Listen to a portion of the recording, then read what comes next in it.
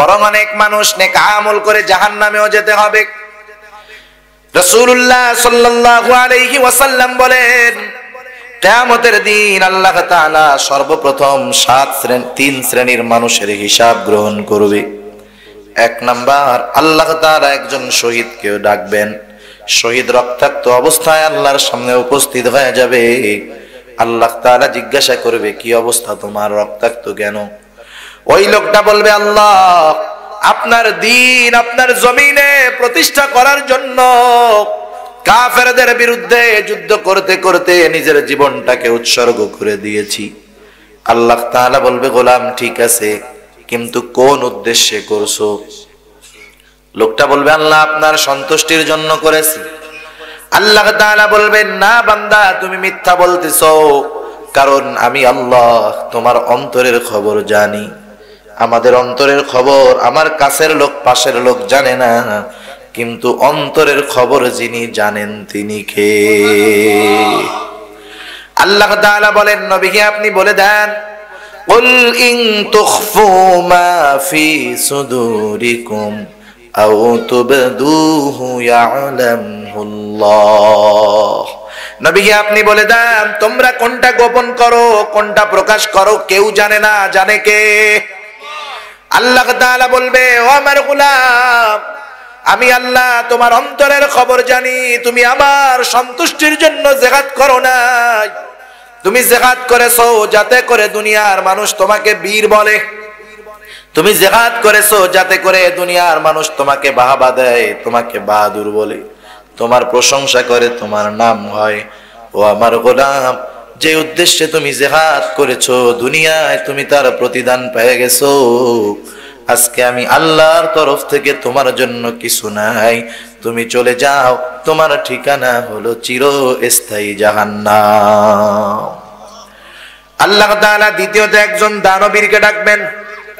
আল্লাহ তাআলা জিজ্ঞাসা করবে, ও আমার গোলাম, এই সম্পদ আমি আল্লাহ তোমাকে দিয়েছি, তুমি কোন কাজে ব্যয় করছো?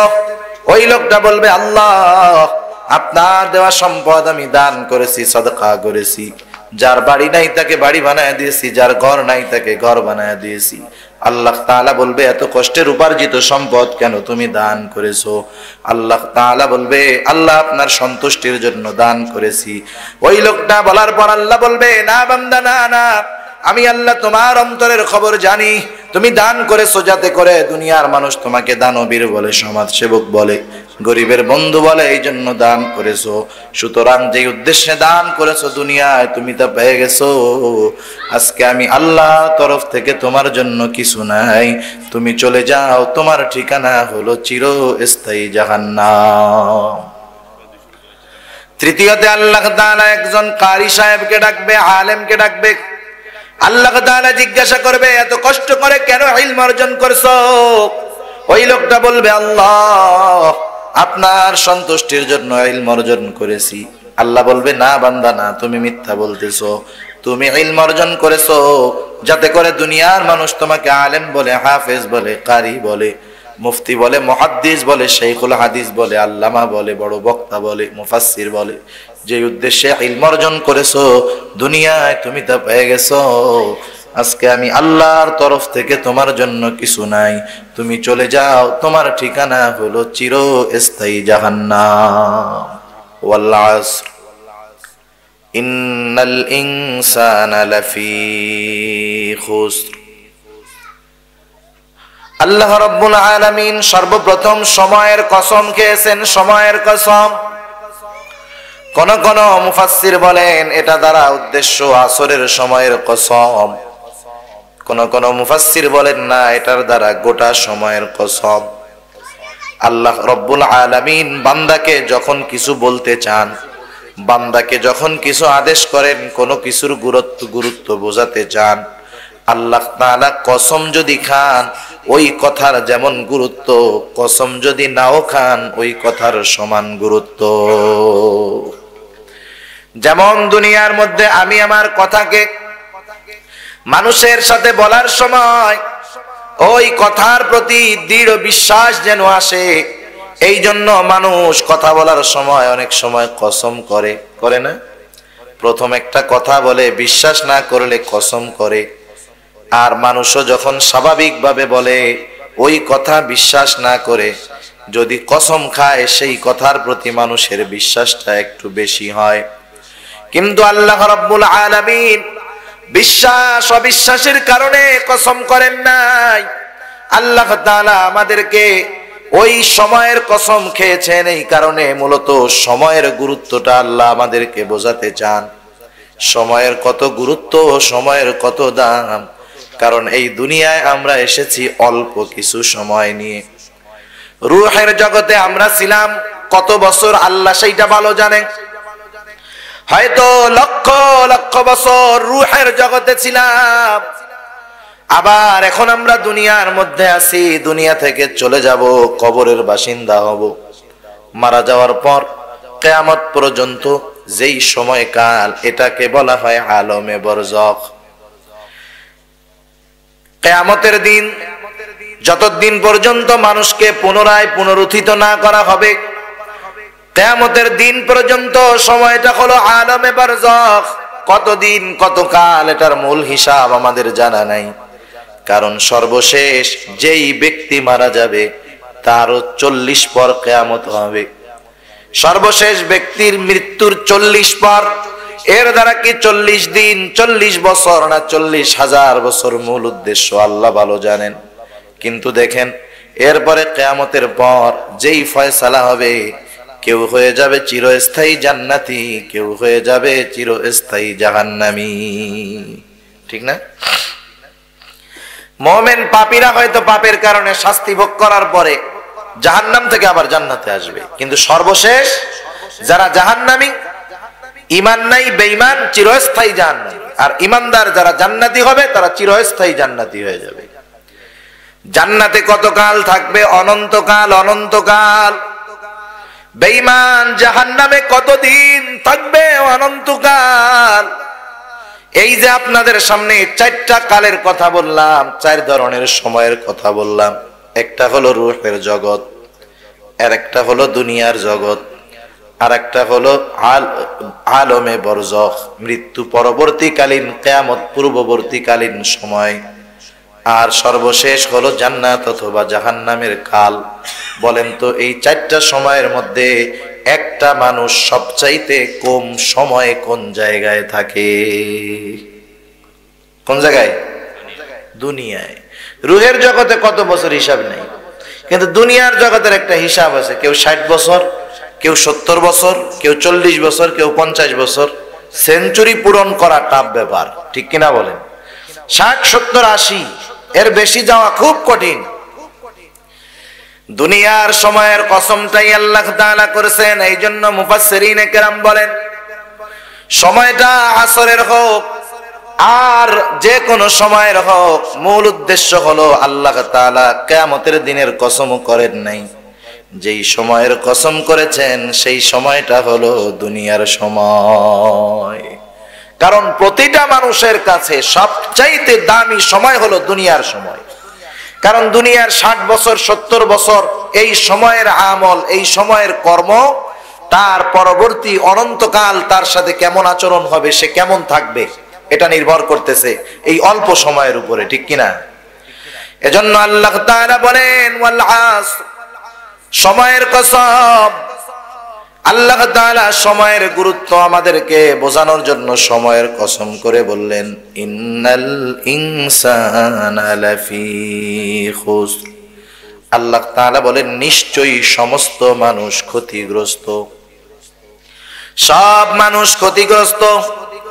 আল্লাহ তাআলা এবার বলেন 4 শ্রেণীর মানুষ ছাড়া, ইল্লাল্লাযীনা আমানু ওয়া আমিলুস সালিহাত ওয়া তাওয়াসাউ বিল হাক্কি ওয়া তাওয়াসাউ বিস সাবর। শুধুমাত্র 4 শ্রেণীর মানুষ ব্যতীত সমস্ত মানুষেরা ক্ষতিগ্রস্ত। আল্লাহর কাছে দোয়া করা, আল্লাহ জানি আমাদেরকে যারা ক্ষতিগ্রস্ত নয় তাদের অন্তর্ভুক্ত করেন। সবাই বলি আমিন। ক্ষতিগ্রস্ত কারা না? একটা হলো চিরন্তন ক্ষতিগ্রস্ত, আর একটা হলো সাময়িক ক্ষতিগ্রস্ত। কিয়ামতের ময়দান এরকমই হবে। এক নাম্বার আল্লাহ তাআলা বলেন ক্ষতিগ্রস্ত নয় কারা? এক নাম্বার যারা ঈমান এনেছে এই মানুষগুলা ক্ষতিগ্রস্ত নয়। ঈমান আনার মাধ্যমে একটা মানুষ চিরন্তন ক্ষতিগ্রস্ত হওয়ার থেকে বেঁচে যায়। কারণ যেই মানুষগুলার ঈমান নাই, ওর যদি নেক আমল থাকে, নেক আমলের কোনো দাম নাই। পরের যেই তিনটা গুণ, ঈমান যদি না থাকে ওই তিনটা বিষয়ের কোনো দাম নাই। ওই তিনটা বিষয় যদি কবুল করাতে হয়, ঈমান ছাড়া বিকল্প নাই। তাহলে প্রথমটা হলো ঈমান। প্রথমটা কি বলেন? ঈমান। ঈমান হলো চিরন্তন ক্ষতি থেকে বাঁচাবে। আর বাকি যে তিনটা আছে, ওই তিনটা যদি সাথে থাকে তাহলে সে সাময়িক ক্ষতি থেকেও বেঁচে যাবে। সুবহানাল্লাহ বলেন। তার মানে ওর কোনো ক্ষতি হবে না। চারটাই যদি থাকে ওর কোনো ক্ষতি হবে না। আর যদি ঈমান থাকে চিরন্তন ক্ষতিগ্রস্ত হবে না। আর যদি ঈমান না থাকে, বাকি তিনটা থাকে, ও চিরন্তন ক্ষতিগ্রস্ত। তাহলে ক্ষতির থেকে বাঁচার জন্য ঈমানের বিকল্প কোনো কিছু আছে? কিচ্ছু নেই। আল্লাহ তাআলা সেই জন্য এক নম্বরে বলেন ইল্লাল্লাযীনা আমানু, ক্ষতিগ্রস্ত তারা নয়, তারা ব্যতীত। কারা?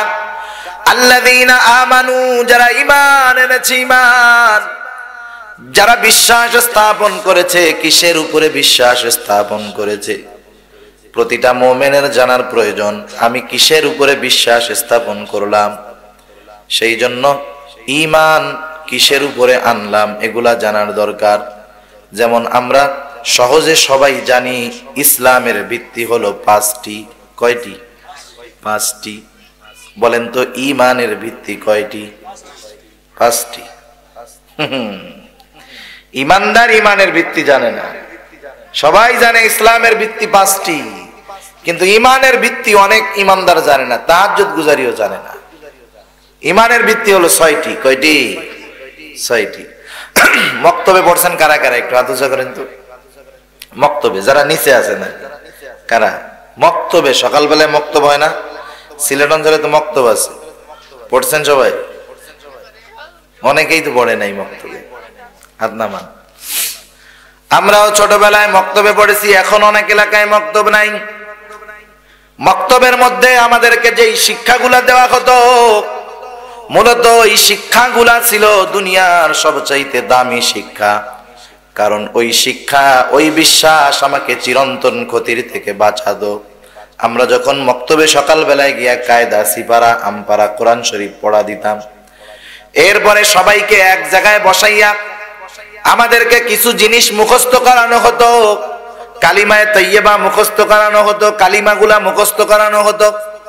দোয়ায়ে কুনুত, আত্তাহিয়াতু, দুরুদ শরীফ সহ নামাজের মধ্যে যা লাগে সবগুলা একসাথে মুখস্থ করতাম মিছিলের সাথে সাথে। ওই সময় একটা কালিমা আমাদেরকে পড়াইতো, আমরা পড়তাম আমানতু বিল্লাহ ওয়া মালাইকাতিহি ওয়া কুতুবিহি ওয়া রুসুলিহি ওয়াল ইয়াউমিল আখিরি ওয়াল কদরি খাইরিহি ওয়া শাররিহি মিনাল্লাহি তাআলা ওয়াল বা'সি বা'দাল মাউত। পড়ছেন না আপনারা? এগুলা সব ঈমানের ভিত্তির কথা। ইসলামের ভিত্তি পাঁচটা। এক নাম্বার কালিমা, আমরা বলি কালিমাটাই তো ঈমানের মূল জিনিস। ওই ঈমানের ভিত্তি ছয়টা। এই ছয়টি বিষয় যার মধ্যে নাই, যার এই ছয়টি বিষয়ের মধ্যে ন্যূনতম অবিশ্বাস আছে, অনাস্থা আছে, ওর সারা জিন্দেগির আমলের কোনো দাম নাই। এক নাম্বার, আমরা বলতাম আমানতু বিল্লাহ, আমরা ঈমান এনেছি আল্লাহ তাআলার উপর। আল্লাহ তাআলার কিসের উপরে ঈমান আনলাম? অনেকেই যদি জিজ্ঞাসা করি, বলেন তো আল্লাহর কিসের উপরে ঈমান আনতে হবে, বলতে পারবে না।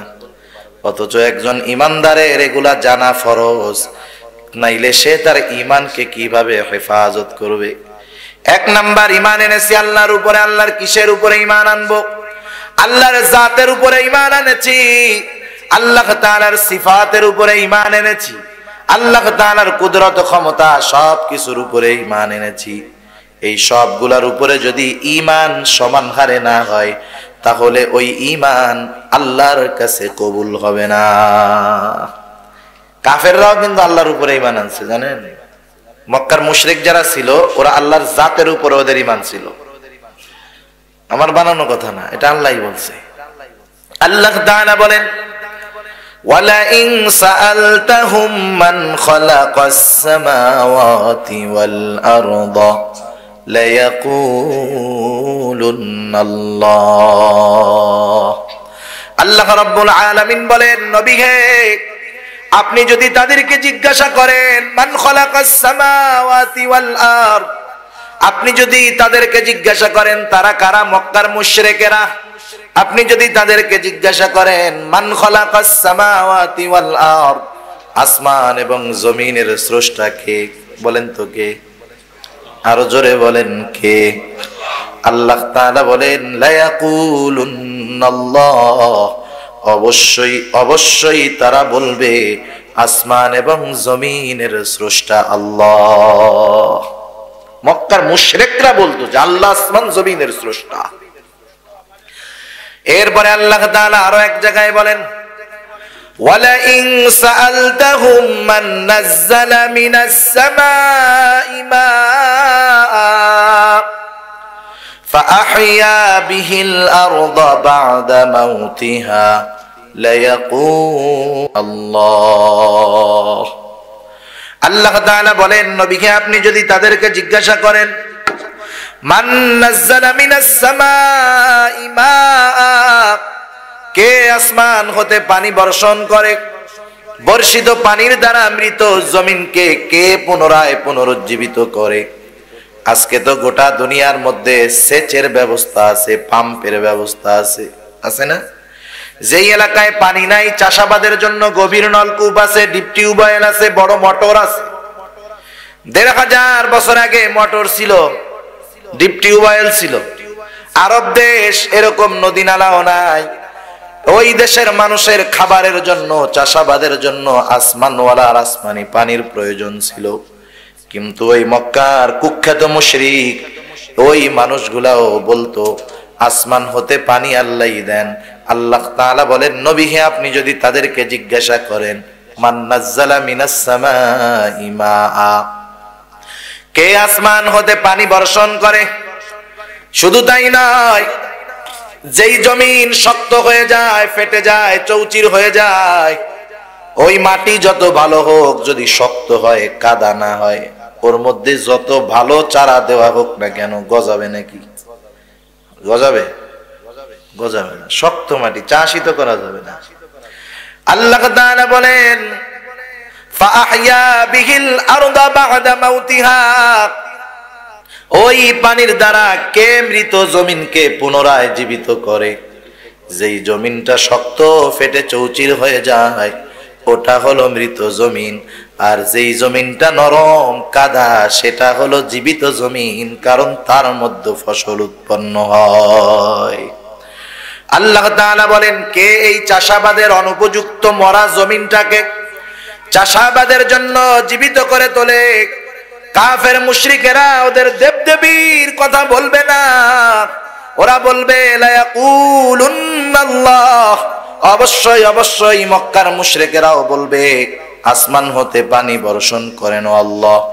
এই বর্ষিত পানির দ্বারা চাষাবাদের অনুপযুক্ত জমিনটাকে চাষাবাদের জন্য উপযুক্ত করে তোলেন আল্লাহ।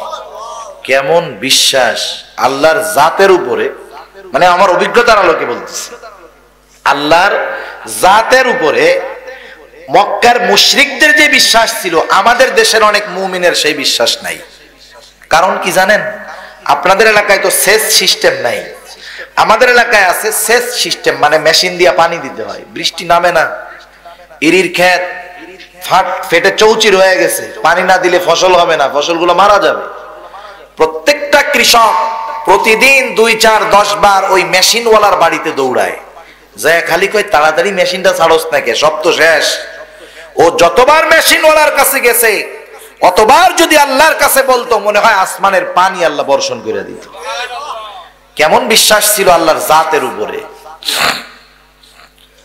আল্লাহ রাব্বুল আলামিন এরপরে বলেন, আপনি যদি তাদেরকে তাদের অস্তিত্বের ব্যাপারে জিজ্ঞাসা করেন, ওয়ালাইন সাআলতাহুম মান খালাকাহুম লায়াকুলুন্নাল্লাহ, আপনি যদি তাদেরকে জিজ্ঞাসা করেন তোমাদেরকে কে সৃষ্টি করেছে, তাদেরকে কে সৃষ্টি করেছে, কাফের মুশরিকেরা বলবে লা ইয়াকুলুনাল্লাহ, অবশ্যই অবশ্যই কাফেরেরা বলবে আমাদেরকেও সৃষ্টি করেছে আল্লাহ।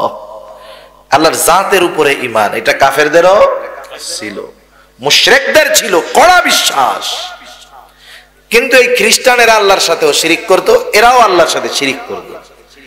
তাহলে আল্লাহর প্রতি ঈমানের দুইটা গুরুত্বপূর্ণ বিষয়ের এক নাম্বার হলো শিরিক, আল্লাহর সাথে ঈমান আনতে হবে। ঈমান বিদ্যাত, আল্লাহর জাতের উপরে ঈমান, আল্লাহর অস্তিত্বের ব্যাপারে ঈমান। নাস্তিক ডাইরেক্ট বলে কোনো আল্লাহ নাই, নাউযুবিল্লাহ। মক্কার মুশরিকরা বলতো আল্লাহ আছে, আল্লাহর জাতের উপরে ঈমান আনতো, কিন্তু আল্লাহর সিফাত তথা গুণাবলীর সাথে শিরিক করত। আল্লাহ একজন, আল্লাহ কয়জন? একজন। আমাদের পৃথিবীতে বর্তমানে অনেক ধর্ম আছে যারা 3 খোদায় বিশ্বাস করে, কেউ 2 খোদায় বিশ্বাস করে, আছে না নাই? এরা বলে খোদা 2 জন। আল্লাহ কি বলে জানেন? আল্লাহ তাআলা বলেন লাউ কানা ফীহিমা আলিহাতুন ইল্লাল্লাহু লাফাসাদাতা। লাউ কানা ফীহিমা আলিহাতুন ইল্লাল্লাহ, আল্লাহ ছাড়া যদি আর কোন ইলাহ থাকতো, আসমান জমিন সব ধ্বংস হয়ে যেত। আল্লাহ দুইজনেরই সমান পাওয়ার, নাউযুবিল্লাহ। এটা সম্ভবই না, বোঝানোর জন্য বলতেছি। আল্লাহ তাআলা বলতেছেন কেন এরকম কেন হইতো? কারণ 2 আল্লাহর 2 গ্রুপ হয়ে যেত। সবার তো সব সময় বৃষ্টির দরকার নাই, সবার সব সময় রোদেরও দরকার নাই। এক এলাকায় কি এক বাড়ি 2 দলের লোক পাওয়া যেত, ওর বৃষ্টি দরকার, ওর রোদের দরকার। একজনে কয় আরে যে গরম রোদের দরকার, যে চিকুন বডি মডি একবারে শুকনা, ও কইতে না না না আমার রোদই ভালো। এখন 2 গ্রুপ না, 2 জনেই কইছে আল্লাহ, একজনকে আল্লাহ আমার বৃষ্টি দাও, আর একজনকে আল্লাহ রোদ দাও। এখন 2 আল্লাহ কাটটা দিবে, 2 জনে লাগে যাইতো মারামারি, ঠিক কিনা বলেন? আল্লাহ তাআলা বলেন ইলাহ যদি একাধিক হতো, 2 আল্লাহর যুদ্ধেই আসমান জমিন সব ধ্বংস হয়ে যেত। সারা পৃথিবী চলতেছে এক গতিতে, কোনো পরিবর্তন নাই। কত সুন্দর, যাকে যেখানে দেওয়া হয়েছে সে সেভাবেই চলতেছে। সূর্য কখনো চন্দ্রের সাথে লাগে না, একটা গ্রহ আরেকটা গ্রহের কক্ষপথে ঢুকে যায় না, প্রত্যেকেই তার নির্ধারিত জায়গায় ঘুরতেছে, ঠিক কিনা বলেন? ওর জায়গা দিয়েই চলতেছে। আল্লাহ তাআলা এই জন্য একক, যেহেতু এক এবং একক আল্লাহ রাব্বুল আলামিন, সেই জন্য নিজের পরিচয় দেন। কাফেরেরা যখন বলতো আল্লাহর ব্যাপারে, আল্লাহ তাআলা বলেন নবী আপনি বলেন কুল হুয়াল্লাহু আহাদ, আল্লাহ হলেন এক এবং একক। এটা হলো আল্লাহর জাতের উপরে ঈমান, যে আল্লাহ ছাড়া কোনো ইলাহ নাই, আল্লাহ এক এবং একক। এই জন্য আল্লাহর প্রতি যখন আমি বলবো আমি ঈমান এনেছি আল্লাহর উপরে, 1 নম্বরে খেয়াল রাখবো যে আমি আল্লাহর জাতের উপরে ঈমান আনলাম। 2 নম্বরে খেয়াল রাখবো আমি আল্লাহ তাআলার গুণাবলী তথা সিফাতের উপরে ঈমান আনলাম। আল্লাহর গুণাবলী 99টা নাম আছে না আল্লাহ তাআলার, আসমাউল হুসনা, এগুলো আল্লাহ তাআলার গুণ, আল্লাহ তাআলার সিফাত। বোঝানোর জন্য বলতেছি, একটা মানুষের তো গুণ থাকতে পারে, একটা মানুষ বহু গুণে গুণান্বিত হতে পারে। একটা মানুষের গুণকে অস্বীকার করা মানে ওই ব্যক্তিটাকেও অস্বীকার করা। যেমন আমাদের বাংলাদেশের প্রধানমন্ত্রী, মাননীয় প্রধানমন্ত্রী, তিনি হলেন শেখ হাসিনা। প্রধানমন্ত্রী এটা কোনো নাম না। প্রধানমন্ত্রী কি নাম?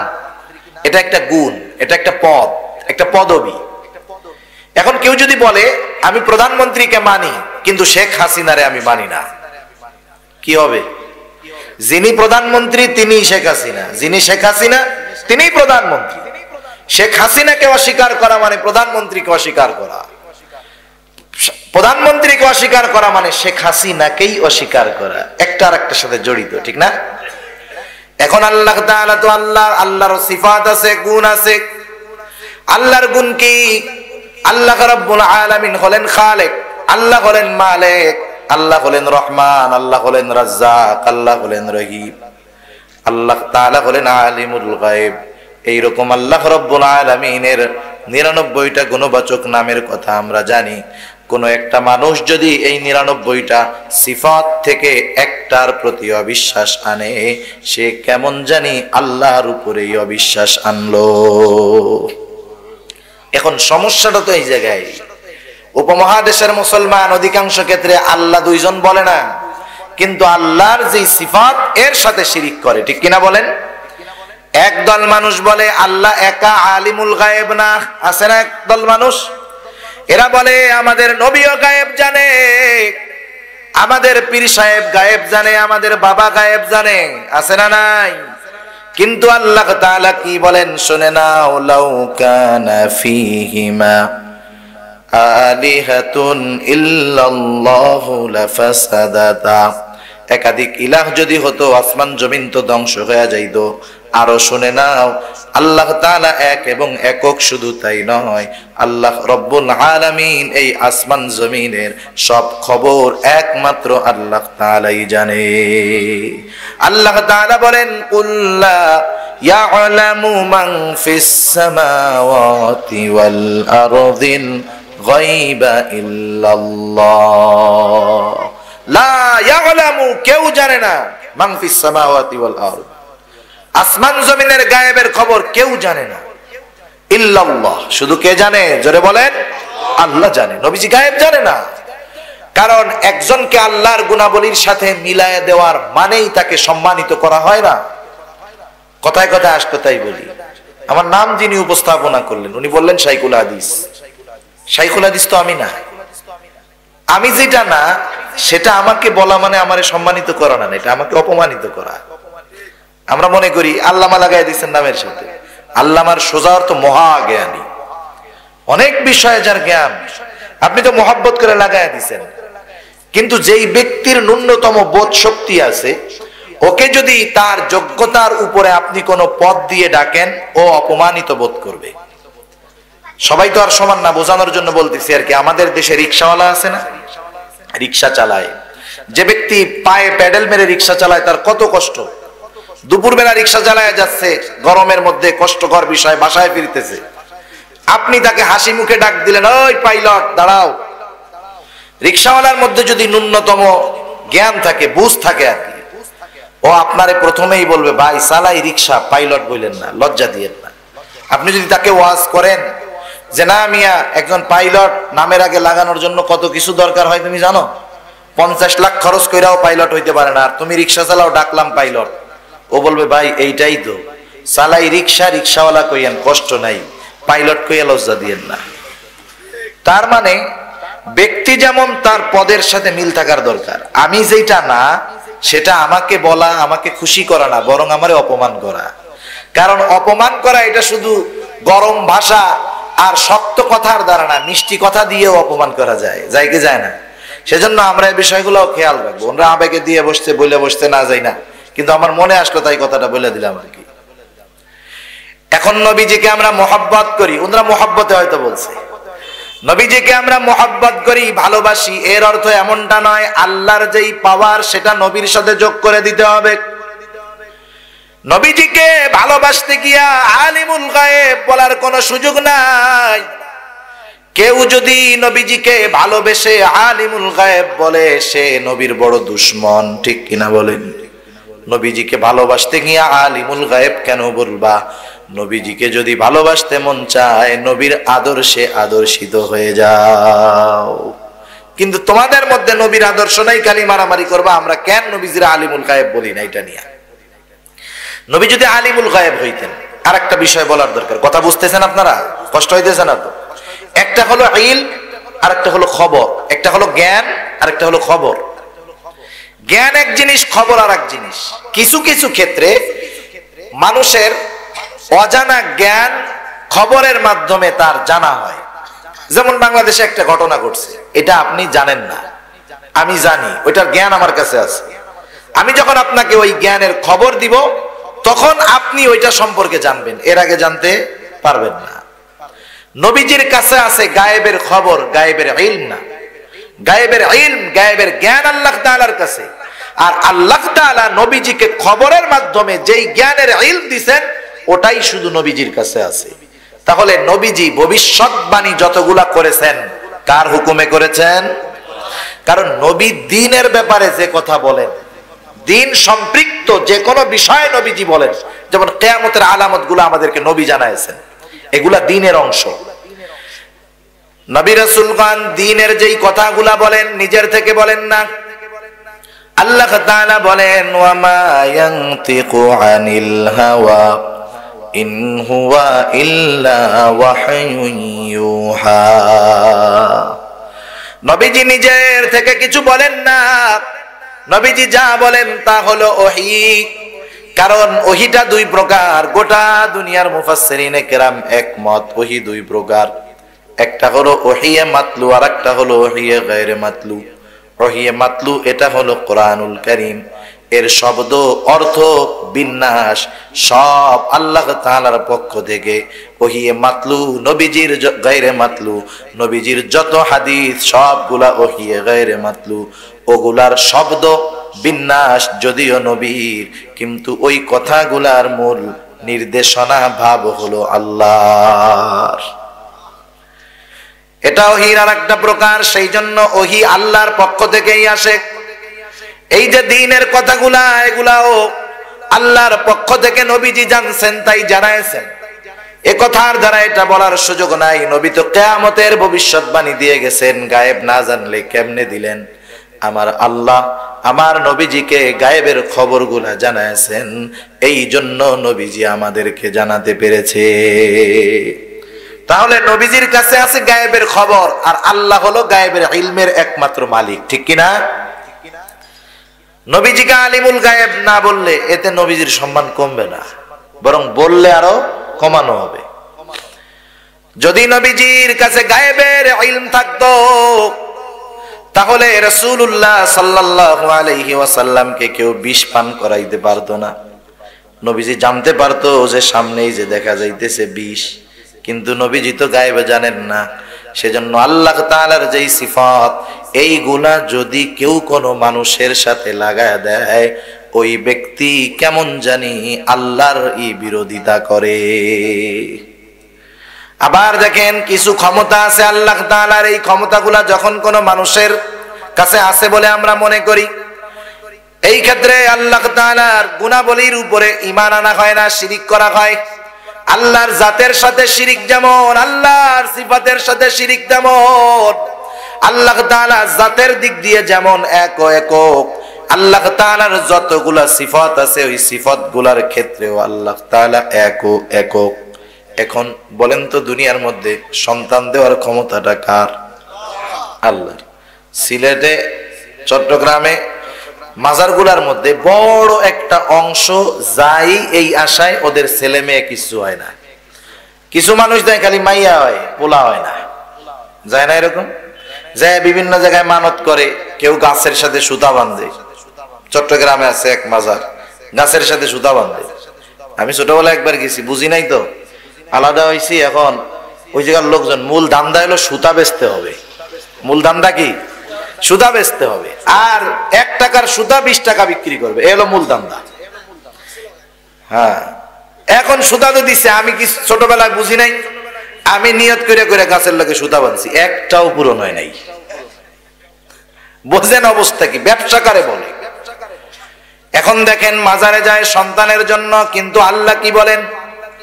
আল্লাহ তাআলা বলেন ইয়াহাবু লিমান ইয়াশাউ ইনাসাও ওয়া ইয়াহাবু লিমান ইয়াশাউ যুকুর আও ইউযাউজুহুম যুকরানা ওয়া ইনাসা ওয়া ইয়াজআলু মান ইয়াশাউ আকীমা।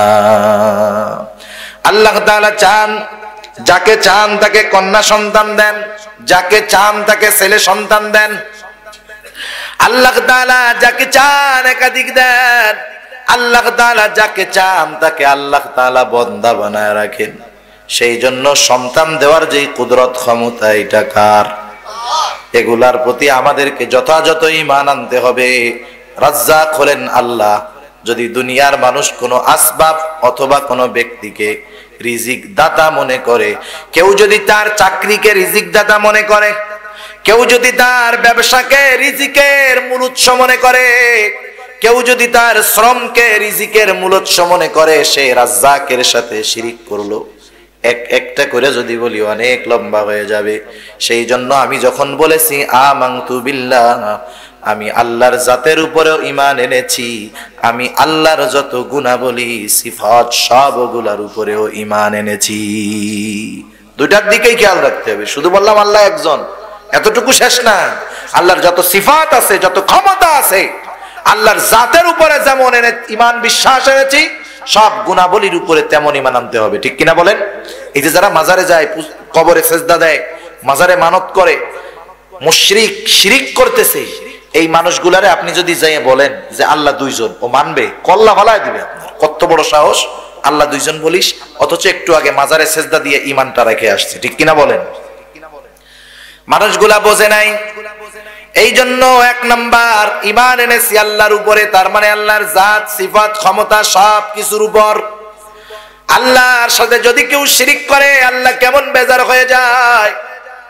আমাদের দেশে বর্তমানে অনেকে বলে ইহুদি নাসারাদের মেয়ে অনেকে বিবাহ করে, যেহেতু বিদেশি এলাকার মানুষ আপনারা, আপনাদের বৃহত্তর সিলেটের অনেক মানুষ বিদেশ থাকে, কেউ বা সিটিজেনশিপের আশায়, কেউ বা অর্থের আশায় ইহুদি খ্রিস্টান বিবাহ করে, আছে না নাই? এরা আবার যুক্তি দেয় যে হাদিসে কোরআনে আছে, অসুবিধা নেই। কিন্তু গোটা দুনিয়ার ওলামায়ে উম্মত একমত, যে মাযহাবের হোক, যে মতের হোক, যে হাদিস হোক আর যা হয় হোক, যে বর্তমানে যারা আহলে কিতাব আছে, এরা আহলে কিতাব নাই। কারণ তাদের মূল কিতাবই নাই, অনুসরণ করবে কোনটার? বুঝেন নাই? তাদের মূল কিতাবই নাই, তাদের ধর্ম তো শিরকে ভরা। তাদের আকীদা কেমন আল্লাহ তাআলা জানায় দেন। এক জায়গায় আল্লাহ বলেন, এবার ইহুদি নাসারারা বলে ওয়াকালাতিল ইয়াহুদু উযাইরুন ইবনুল্লাহ, ইহুদিরা বলে উযাইর আলাইহিস সালাম আল্লাহর সন্তান। ওয়াকালাতিন নাসারাল মাসীহ ইবনুল্লাহ, খ্রিস্টানেরা বলে ঈসা আলাইহিস সালাম আল্লাহর সন্তান। সরাসরি যারা আল্লাহর সাথে এমন শিরিক করে, ওরা যতই নামে আহলে কিতাব হোক না কেন, ওদের মেয়েদের সাথে মুসলমানদের সন্তানের বিবাহ হালাল নয়। আর আল্লাহ কি বলে? আল্লাহ বলেন আল্লাহুস সামাদ, আল্লাহ হলেন অমুখাপেক্ষী। লাম ইয়ালিদ ওয়া লাম ইউলাদ, তিনি কাউকে জন্ম দেন নাই, কারো থেকে জন্ম নেন নাই।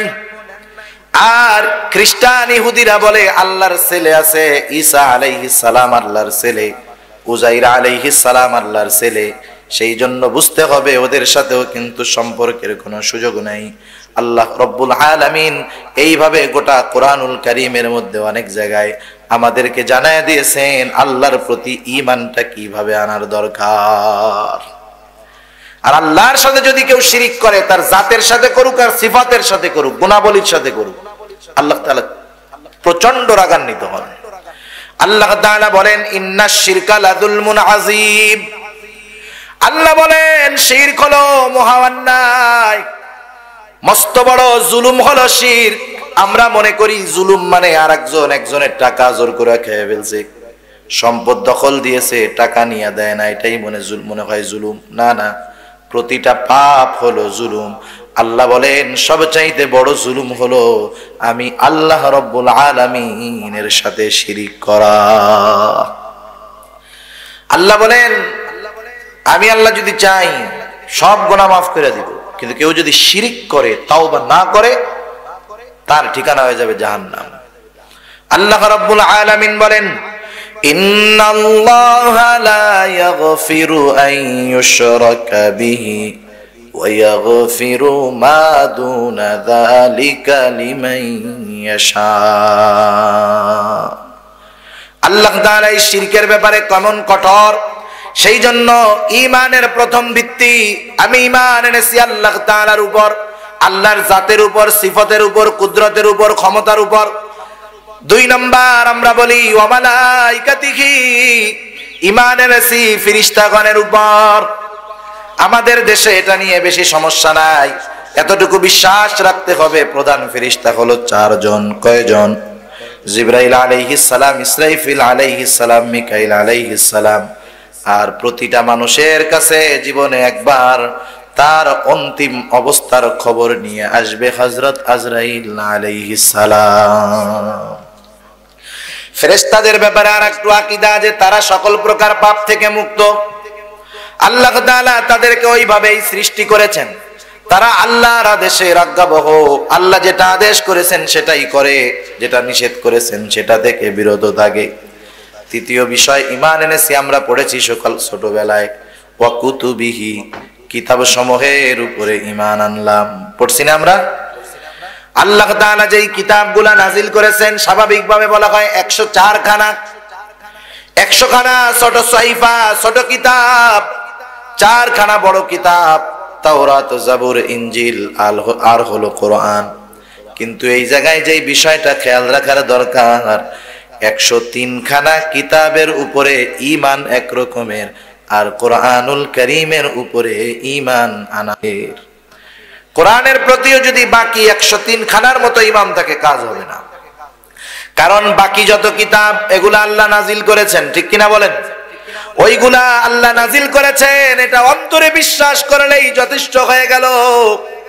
কিন্তু বলেন তো, যদি কেউ কোরআনের প্রতি শুধু এতটুকু বিশ্বাস রাখে, মুখে স্বীকার করে এটা আল্লাহর কিতাব, অন্তরে বিশ্বাস করে এটা আল্লাহর কিতাব কোরআনুল কারীম, কিন্তু আমলে পরিণত করে না, বলেন তো কোরআনের উপরে পূর্ণাঙ্গ ঈমান আনা হবে নাকি? হবে? তাওরাত, জাবুর, ইনজিলের উপরে আমল করা যাবে না, এটা ঈমানে বাধা দেয়। তাওরাত, জাবুর, ইনজিল সহ যত কিতাব আছে সবগুলার উপরে মৌখিক এবং আন্তরিক বিশ্বাস শেষ।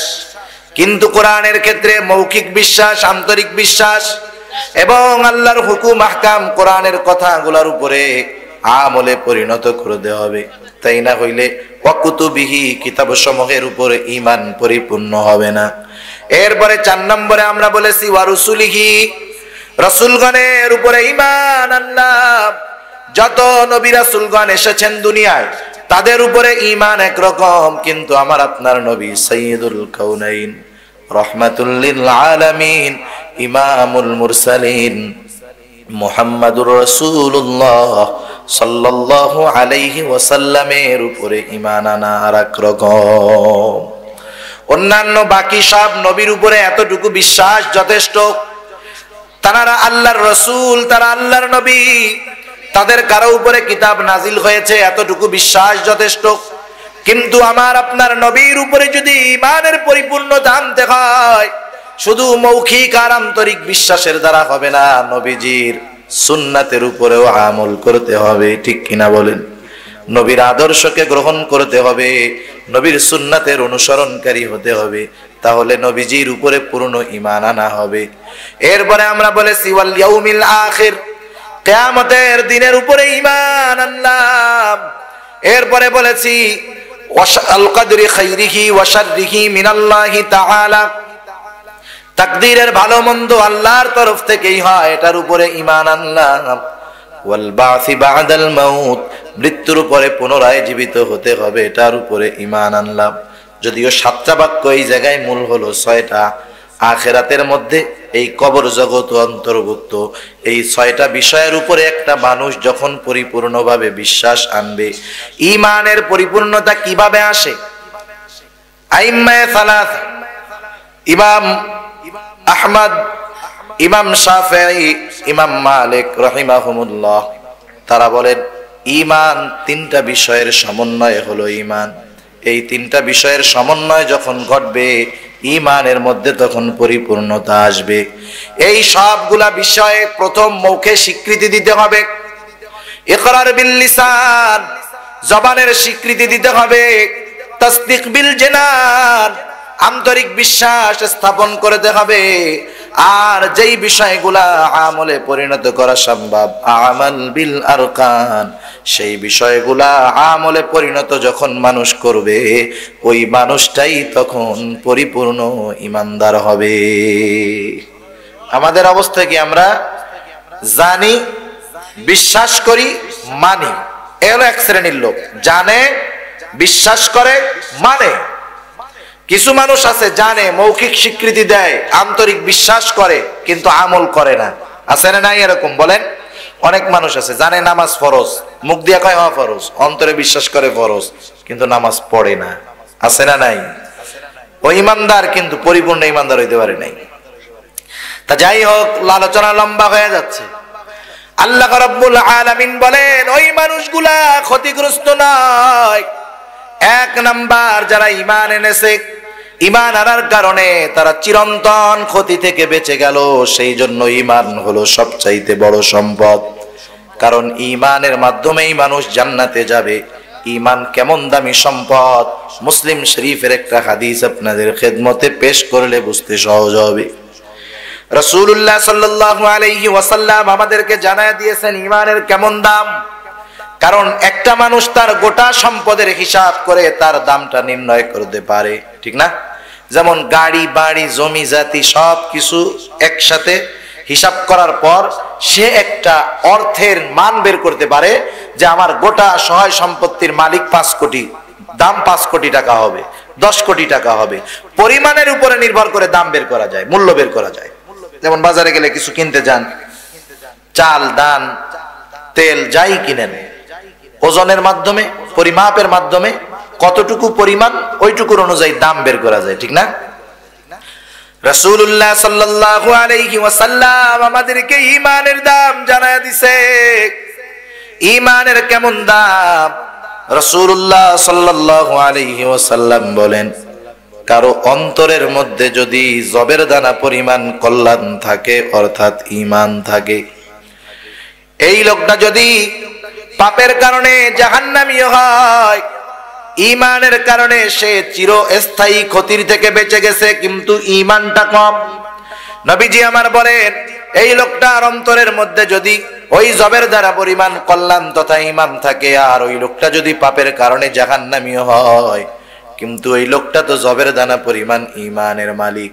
আল্লাহ তাআলার কাছে ওই জবের দানা পরিমাণ ঈমানেরও এত দাম, এত দাম। আল্লাহ তাআলা ওই জবের দানা পরিমাণ ঈমানের বদৌলতে একটা সময় তাকে জাহান্নাম থেকে জান্নাতের মালিক বানায়া দিবে। এরপরে নবী আমার বলেন, কারো অন্তরের মধ্যে যদি গমের দানা পরিমাণ কল্যাণ থাকে, অর্থাৎ ঈমান থাকে, এই লোকটা যদি পাপের কারণে জাহান্নামী হয়, ওই লোকটার কাছে তো গমের দানা পরিমাণ ঈমান আছে। আল্লাহ তাআলার কাছে ওই গমের দানা পরিমাণ ঈমানের এত দাম, এত দাম। আল্লাহ তাআলা ওই গমের দানা পরিমাণ ঈমানের বদৌলতে একটা সময় তাকে জাহান্নাম থেকে জান্নাতের মালিক বানায়া দিবে। এরপরে নবী আমার বলেন, কারো অন্তরের মধ্যে যদি যাররা পরিমাণ কল্যাণ থাকে, অর্থাৎ ঈমান থাকে, যাররা কত ক্ষুদ্র কত ছোট, যাররার আধুনিক ভাষা হলো অণু। অণু তো এতটা ক্ষুদ্র যেটা খালি চোখে দেখা যায় না, হাত দিয়েও ধরা যায় না, এত ছোট এত ক্ষুদ্র। ওইটাকে দেখার জন্য অণুবীক্ষণ যন্ত্রের প্রয়োজন। এত ক্ষুদ্র পরিমাণও ঈমান যদি কারো অন্তরের মধ্যে থাকে, আর ওই লোকটা যদি পাপের কারণে জাহান্নামী হয়, আল্লাহর নবী জানায় দেন আল্লাহ তাআলার কাছে ওই যাররা পরিমাণ ঈমানের এত দাম, এত দাম।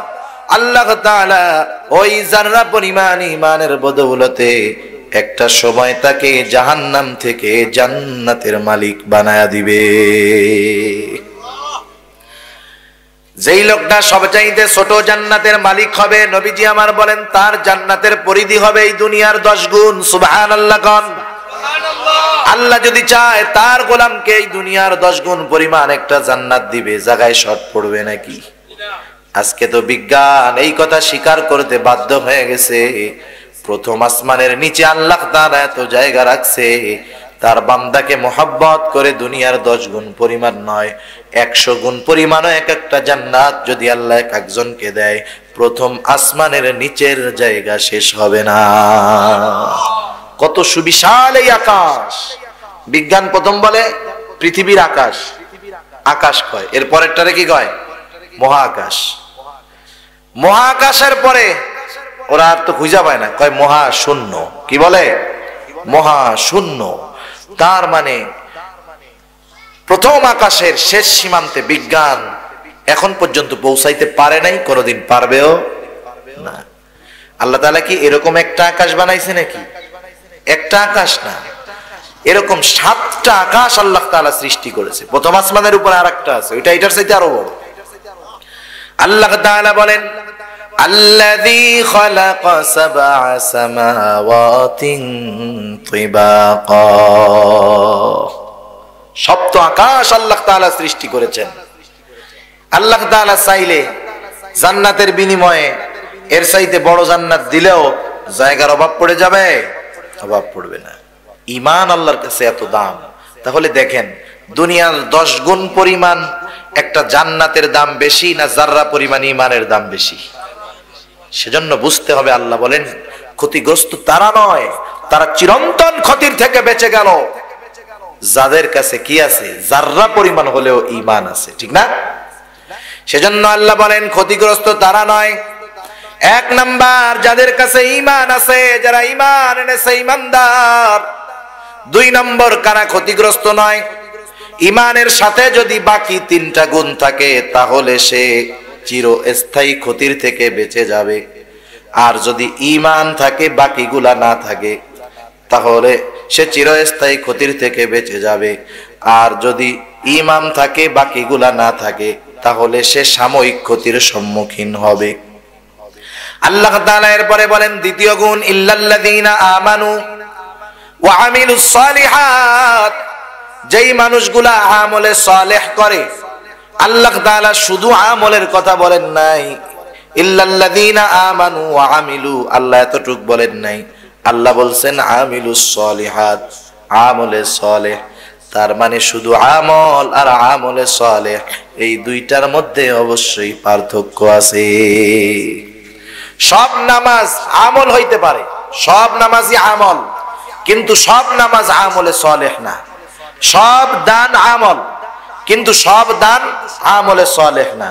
সব নেক কাজ আমল, কিন্তু সব নেক কাজ আমলে সালেহ না। আমলে সালেহ যদি না হয় সেই আমল আল্লাহর কাছে কোনো দাম নেই। আমলে সালেহ কোনটা? সুন্দর আমল যেইটা। সুন্দর আমল কোনটা? দেখতে সুন্দর যেইটা, এইটা না, না। আল্লাহ তাআলা বলেন সুন্দর আমল কোনটা?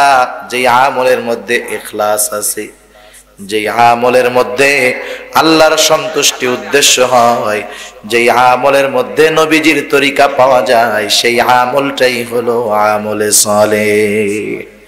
সেই আমলটাই আল্লাহর কাছে দাম। এজন্য নবীজি বলেন আখলিস দীনাক ইয়াকফিকাল আমালুল কলিল, তোমার ঈমান, তোমার ইখলাস, তোমার নিয়ত পরিশুদ্ধ করো, অল্প আমল নাজাতের জন্য যথেষ্ট হবে। সুবহানাল্লাহ। আর যদি পাহাড় পরিমাণ নেক হয়, ঈমান ঠিক নাই, ইখলাস ঠিক নাই, ওই নেক আমলের দাম আল্লাহর কাছে নাই। বরং অনেক মানুষ নেক আমল করে জাহান্নামেও যেতে হবে। রাসূলুল্লাহ সাল্লাল্লাহু আলাইহি ওয়াসাল্লাম বলেন কিয়ামতের দিন আল্লাহ তাআলা সর্বপ্রথম 3 শ্রেণীর মানুষের হিসাব গ্রহণ করবে। 1 নাম্বার, আল্লাহ তাআলা একজন শহীদকে ডাকবেন। শহীদ রক্তাক্ত অবস্থায় আল্লাহর সামনে উপস্থিত হয়ে যাবে। আল্লাহ তাআলা জিজ্ঞাসা করবে কি অবস্থা তোমার, রক্তাক্ত কেন? ওই লোকটা বলবে আল্লাহ আপনার দ্বীন আপনার জমিনে প্রতিষ্ঠা করার জন্য কাফেরদের বিরুদ্ধে যুদ্ধ করতে করতে নিজের জীবনটাকে উৎসর্গ করে দিয়েছি। আল্লাহ তাআলা বলবে গোলাম ঠিক আছে, কিন্তু কোন উদ্দেশ্যে করছো? লোকটা বলবে আল্লাহ আপনার সন্তুষ্টির জন্য করেছি। আল্লাহ তাআলা বলবেন না বান্দা তুমি মিথ্যা বলতেছো, কারণ আমি আল্লাহ তোমার অন্তরের খবর জানি। আমাদের অন্তরের খবর আমার কাছের লোক পাশের লোক জানে না, কিন্তু অন্তরের খবর যিনি জানেন তিনি কে? আল্লাহ তাআলা বলেন নবীকে আপনি বলে দেন কুল ইন তুখফু মা ফি সুদুরিকুম আও তুবদুহু ইয়ালামুল্লাহ। নবীকে আপনি বলে দেন তোমরা কোনটা গোপন করো কোনটা প্রকাশ করো কেউ জানে না, জানে কে? আল্লাহ তাআলা বলবে ও আমার গোলাম আমি আল্লাহ তোমার অন্তরের খবর জানি। তুমি আমার সন্তুষ্টির জন্য জিহাদ করো না, তুমি জিহাদ করেছো যাতে করে দুনিয়ার মানুষ তোমাকে বীর বলে। তুমি জিহাদ করেছো যাতে করে দুনিয়ার মানুষ তোমাকে বাহবা দেয়, তোমাকে বাহাদুর বলে, তোমার প্রশংসা করে, তোমার নাম হয়। ও আমার গোলাম যে উদ্দেশ্যে তুমি জিহাদ করেছো দুনিয়ায় তুমি তার প্রতিদান পেয়ে গেছো। আজকে আমি আল্লাহর তরফ থেকে তোমার জন্য কিছু নাই, তুমি চলে যাও, তোমার ঠিকানা হলো চিরস্থায়ী জাহান্নাম। আল্লাহ তাআলা দ্বিতীয়ত একজন দানবীরকে ডাকবেন। আল্লাহ তাআলা জিজ্ঞাসা করবে, ও আমার গোলাম, এই সম্পদ আমি আল্লাহ তোমাকে দিয়েছি, তুমি কোন কাজে ব্যয় করছো?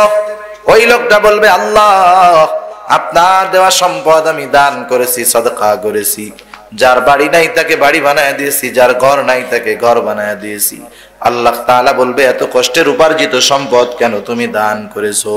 আল্লাহ তাআলা বলবে, আল্লাহ আপনার সন্তুষ্টির জন্য দান করেছি। ওই লোকটা বলার পর আল্লাহ বলবে, না বান্দা, না না, আমি আল্লাহ তোমার অন্তরের খবর জানি। তুমি দান করেছো যাতে করে দুনিয়ার মানুষ তোমাকে দানবীর বলে, সমাজ সেবক বলে, গরিবের বন্ধু বলে, এই জন্য দান করেছো। সুতরাং যে উদ্দেশ্যে দান করেছো দুনিয়ায় তুমি তা পেয়ে গেছো। আজকে আমি আল্লাহর তরফ থেকে তোমার জন্য কিছু নাই, তুমি চলে যাও, তোমার ঠিকানা হলো চিরস্থায়ী জাহান্নাম। তৃতীয়তে আল্লাহ তাআলা একজন কারি সাহেবকে ডাকবে, আলেমকে ডাকবে।